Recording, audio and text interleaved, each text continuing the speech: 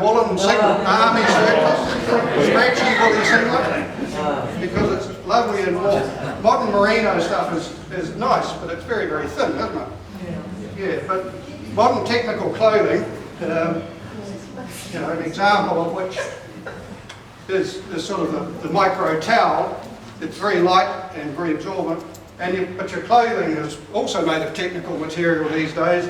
Its advantage is that it's very, very light, but you can layer up and you do need several layers of it to replace what might have been in one nice big thick woolen singlet.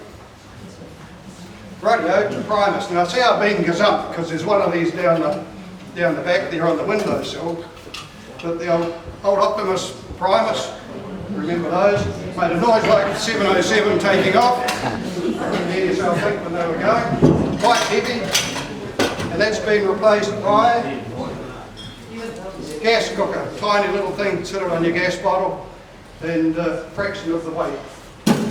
And probably quicker than the petrol one. Okay, now what do we do for light? Well, we would take a candle, take candles, and I guess there's been a few huts burnt down because of candles, and today, some of you may have these things, is the solar powered light, which you put on the outside of your pack, charge it up as you walk along, gives you an instant light when you're in the hut. And light is a fair quick, and they won't burn the hut down. Okay. Oh, another blast from the past here. If I can find it. You've got this salami at the bottom there. Where's the salami? Apparently I'm famous for, in the bottom of my pack, when I've been pulling stuff out, finding a little white sort of fungus oil lump. A piece of salami from 2 or 3 trips back, left in the bottom of the pack. But people were quite willing when I was carving off pieces. They would say, "Oh, I'd like a piece of that." Okay, what did you keep your matches in 1972? Film canister. Yes. Right, I'm just looking around the room for people who might be too young to know what a film canister is. Probably everybody will know that. Those of you who don't know what it is, ask your parents. But don't need to bother with keeping the matches dry, because the old handy Bic lighter is the thing to use today. Although I'd have to say I still do carry some matches all nicely wrapped up and waterproof in my emergency kit that hangs around the bottom of the pack. So we've got ourselves to the hut. We've emptied our M&B tins, we've cooked the dehy, we've had our pudding, we've had a cup of tea. So what do? We bring out our pipe. We'd all sit around trying to get our pipes to stay lit, because the beggars kept going out. However, we know better today, so we won't see any of those in the hills. Rightio, moving right along.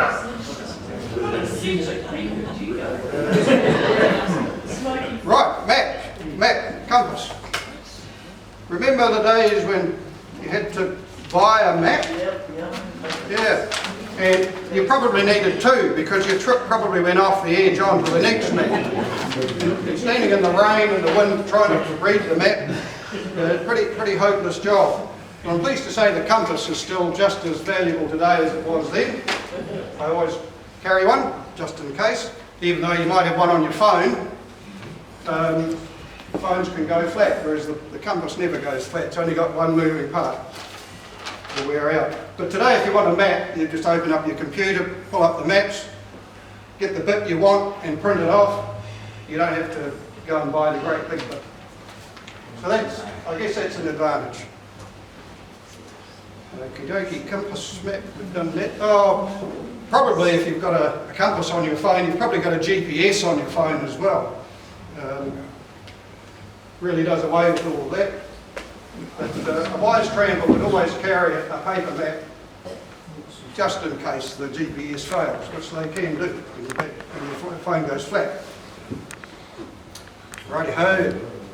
Oh, and of course, something we never dreamed of back in those days was that the old PLB, which everybody now carries. That was science fiction back then.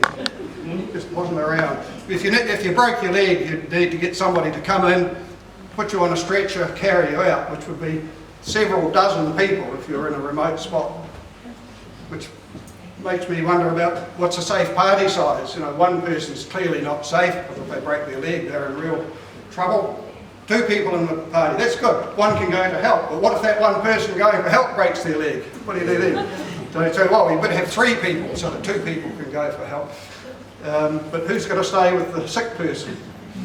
Yes, it becomes a bit vexed. But thank goodness the PLB takes all that worry away. Okay. Oh yeah, and cameras have changed. Cameras have changed. Jeff was talking about his early cameras and then moving to an SLR, great big cumbersome thing. Well, modern electronic cameras have certainly changed the way photography goes. Get a waterproof one, you can take them in the rain, don't have to worry about keeping the beggars dry. And you probably can use your phone as well. Although again, it can be a bit hungry on the battery. Oh, now, another invention, something that didn't exist back then, was the mini carabiner. Very useful little invention for hanging things up in the hut. Hanging up, putting up your clothesline, or hanging your light. Very useful little gadget, a mini carabiner. Okay, now, walking pole. That's the only sort of pole you could get back in 1972. And this is, I take this by preference on some trips now. If there's going to be any scree running, or any chance of it will save down some snow, I'll take this pole. Otherwise, I might take my modern invention, which is a fraction of the weight, can collapse down, and in 90% of the cases does the job fine, except for running down screes. They're inclined to bend if you put too much lateral weight on them. Oh, right. Oh, another amazing invention. The self-erecting tent top. Remember the days of hut tents where you had those little short lengths of aluminium pole which you tried to join together, and if in the night the wind lifted your tent up, then the poles were likely to separate, all end up on top of you in the night. Alright, getting near the end here. Thank goodness he's John, he's watching the time. Day packs. This is the latest in technology from 1972. Notice the strong canvas, the unwear-outable leather straps. And that's the problem. It just wouldn't wear out. And it was only recently that my family said, "You look dreadful with that old pack." Everyone in the photos, everyone else has much more modern packs. So they bought me a nice modern pack with technical material, half the weight, nice bright colours, and so I've had to upgrade, pension off my old pack. Thank you so much. Right, I think we're at the bottom here. Tomato. Tomato sauce. This reminds me of the great tomato sauce disaster of 1973. It was a trip, I think, up to Hopkins. We'd come back out on the Sunday evening, passing through Twizel, and everyone said, "Oh, we want some fish and chips." Probably about 6 o'clock at night. So we pulled into Twizel to the fish and chip shop, ordered our fish and chips, and we were going to eat them around a table in the restaurant. There was probably about 8 or 9 of us, probably a minibus full, because that's the way the club travelled in those days, Richie's minibus.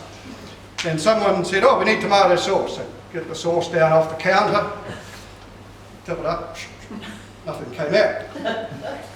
"Oh, you've got to squeeze it hard, it's probably just got a bit baked on at the end." No, it would. So the person who had the sauce stood up, got 2 hands, and did an almighty, and of course the top then immediately fell off. The contents came out onto the fish and chip, came up, and we were all splattered with tomato sauce in our hair, down our shirt fronts, in our beards. And if we had our pipes out, we would have had a pipe full of it. Hello, I seem to have lost the picture here. I think I can get it back again. We'll let the expert find where we were. Perhaps we better. Here we go. Yep, that was it. Yep. So that was a great tomato sauce disaster.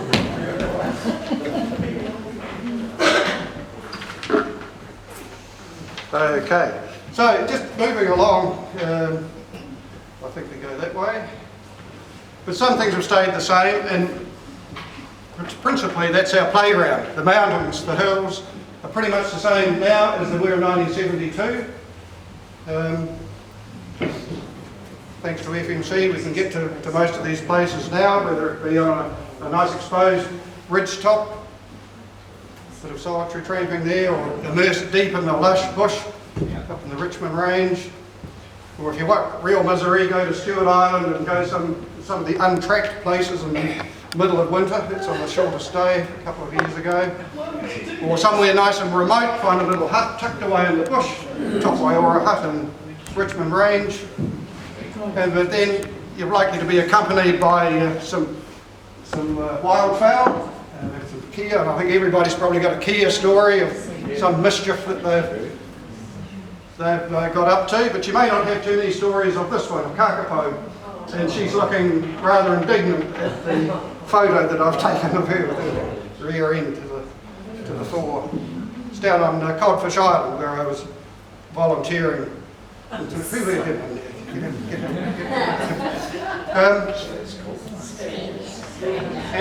this rather unfriendly beast, a rather wild, fierce member of the carrot family, East Hereri, and of course I'm rivaling some of these earlier slides now. You've seen some red berries before, you've seen the edelweiss half an hour ago. I don't know if you saw a Mount Lily or not, but really it's the people that make tramming, isn't it? The memories of the hills.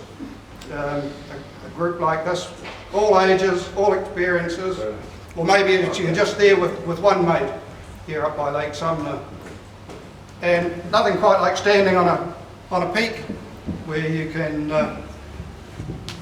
gaze off into the distance, or sit in the tussocks, or when you're having a rest. I find these days the rests, you stop for 5 minutes and you look at your watch and 30 minutes has passed because you've been solving the problems of the world.